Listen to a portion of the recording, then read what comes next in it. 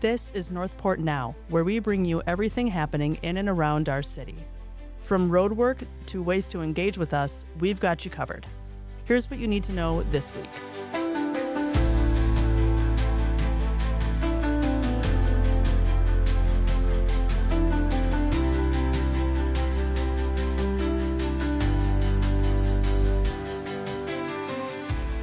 Starting the week of March 30th, drivers will see new traffic patterns on Price Boulevard west of Cranberry as work continues on the widening project.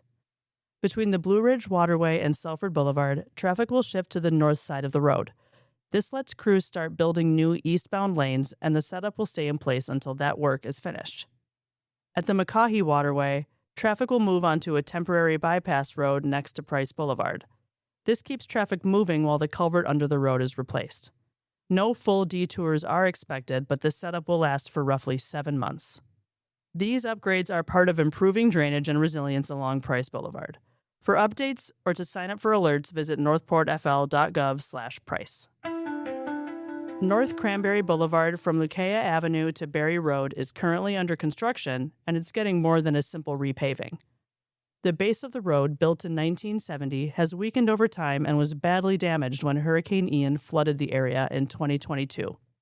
Engineers found the foundation can no longer support heavy traffic, so the city is rebuilding it using full-depth reclamation, which rebuilds and strengthens the base before repaving. Work is expected to take about a month, with lane shifts and slower speeds during construction. When it's finished, the road will be safer, smoother, and more durable. Learn more at northportfl.gov/road rehab. You can help shape Northport's next budget right now. Visit the new Budget Input Hub to learn how the budget works, see upcoming public meetings, and sign up for updates straight to your inbox. There's also an interactive budget tool where you spend $100 across the services that matter most to you, like public safety, parks, and roads. Your choices will be shared with city commissioners and staff as they continue working through the budget for the coming year. Visit northportfl.gov/budget hub to get started. Speaking of hubs, Northport has a new way for you to get involved. Northport Engage is an online hub where you can follow city projects, see updates, and share your input in one easy place. It was built in response to resident feedback asking for clearer communication and transparency about how voices are used in decisions. Highlights include project pages, green space initiatives, and much more. Explore it now at northportfl.gov/engagehub. Northport Police Department recently teamed up with the Q2 Ice Cream Shop to reward kids who ride their e-bikes safely in our community. Officers handed out coupons for free ice cream because safe choices deserve recognition. E-bikes are allowed on roads and sidewalks as long as they have pedals, do not exceed 28 miles per hour, and are limited to 750 watts.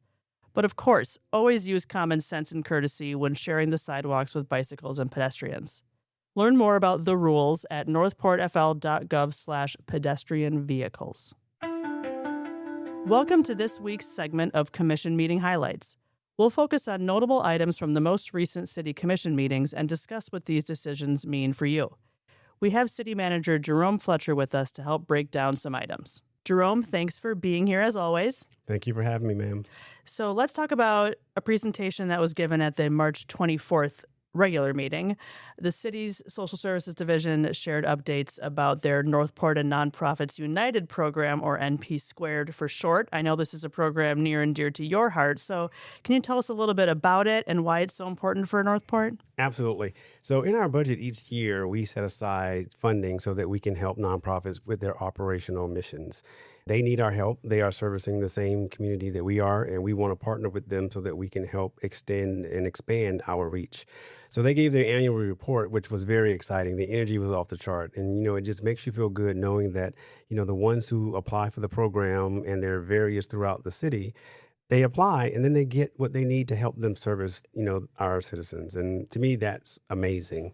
We do want people to apply for it. It's in our budget for the last 3 years.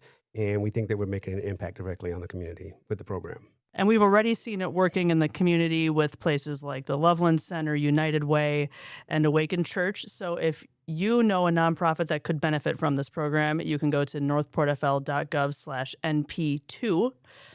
So now switching gears, Jerome, another important meeting took place on the same day, a special meeting to discuss findings of an in-depth audit of the Northport Police Department. So can you explain why the audit took place and what important things we can take away from the discussion on Tuesday? Yeah, absolutely. So the police department is one of our most forward-facing departments in the entire city. They interact with our community in various ways and internally as well.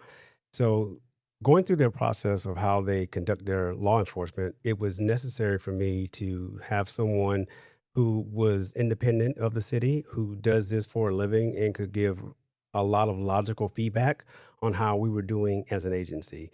I think periodically it's always good to have someone else come in and look behind things that you look at on a normal basis to either confirm or give you some feedback on things to do differently. And we enjoyed the process. So you got to thank Chief Garrison and his team for, going through the process as well as they did.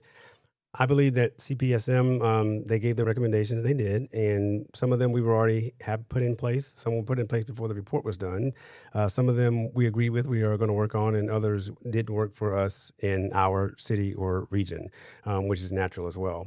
But overall, the goal of the process was to make sure that there was nothing that was truly out of whack in our police department based on the data and the workload and other things that we're responsible for doing. And that was reassuring to hear. We're still asking for a new police headquarters. And in order to ask for something new, you need to make sure that there's nothing wrong with the old. And I think our police department, as we have them right now, do a great job. And that report confirmed it. Yeah, sounds like a lot of good stuff was learned and discussed on that day. So we'll have links to both of these meetings that people can view in the show notes. But as always, Jerome, thank you for joining us and catching us up on those meetings. Yes, ma'am. Thanks for having me. You can visit northportfl.gov/meetings to view the agenda items or watch the meeting recordings. Stay tuned for the next installment of Commission Meeting Highlights. Thanks for tuning in to Northport Now. Be sure to check out the show notes for links and more details on everything we covered today.